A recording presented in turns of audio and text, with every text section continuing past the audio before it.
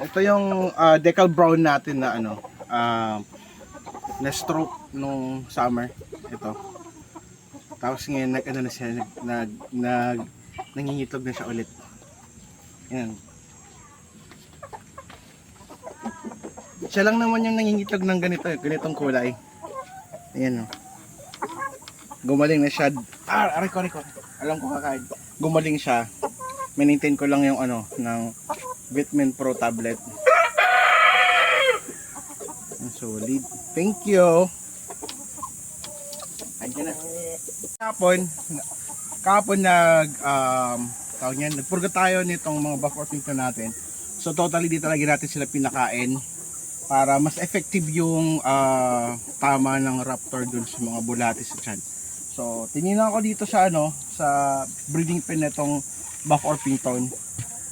So far di ko na nakita yung yung mga ipot nila kasi mukhang ganun na yung mga manok na takpan na yung mga ipot nila. So papakainin na natin sila. For sure gutom na itong mga to. Pakainin natin ng GMP3 na may halong Hagibis special concentrate. Yan, ang bango.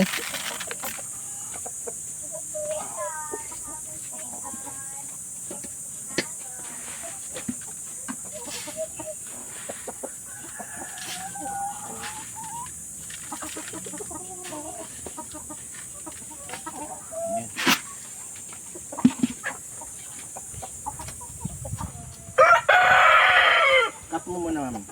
Doon sa instruction ng raptor, after mo sila purgahin, and based naman sa experience natin, after purgahin, papainumin natin sila ng Vitamin Pro powder, vitamins with probiotics. So good for immunity enhancer, energy enhancer, anti-stress, kompleto to. So tatlong sunod-sunod na araw natin sila papainumin nito para makabawi sila sa lakas with probiotics to mga parts. Let's go. So syempre, since na ang gamit natin is 1 teaspoon, estimate na lang natin. So huwag na lang natin punuin masyado or kalahati lang nito. Ilalagay natin dito.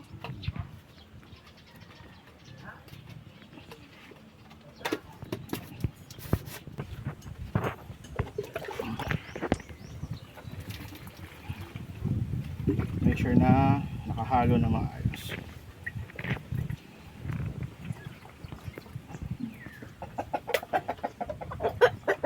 Quality tested since 2022 nung start kami magmanok. Ito na yung ginagamit ng mga vitamins. Yun. So, bigyan na natin sa ating mga buff orpington para makabawi sila doon sa mga nawala nilang strength.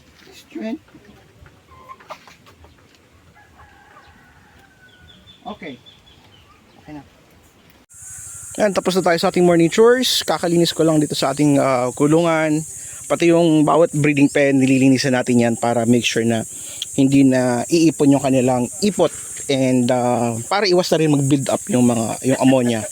And maiwasan na rin yung possible na pagkakasakit ng ating mga alagang manok. Kasi pag nagkasakit mga yan, damay-damay itong lahat. And everyday tayo nagdi-disinfect dito. So, paikot lang naman. So, tapos yung loob ng breeding pen once a week, pero sa paikot, tapos talo doon sa lagi nilang tinatambayan yung may mga ipot, lagi na halos everyday ko sila dinidisinfect. So ayun, tapos na tayo sa morning chores and may bibisitahin tayong farm ngayon. Let's go.